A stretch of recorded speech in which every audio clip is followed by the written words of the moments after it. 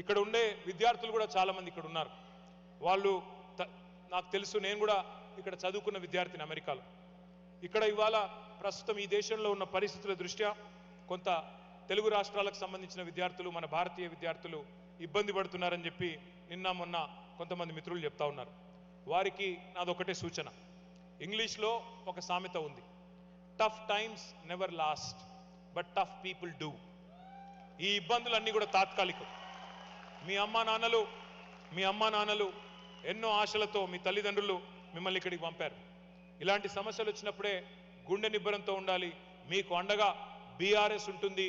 అవసరమైతే ఇక్కడే ఒక లీగల్ సెల్ కూడా ఏర్పాటు చేసి మీకు అండగా, ఇక్కడ విద్యార్థులకు అండగా కూడా మేము నిలబడతామని చెప్పి కూడా నేను మీకు విజ్ఞప్తి చేస్తా ఉన్నా.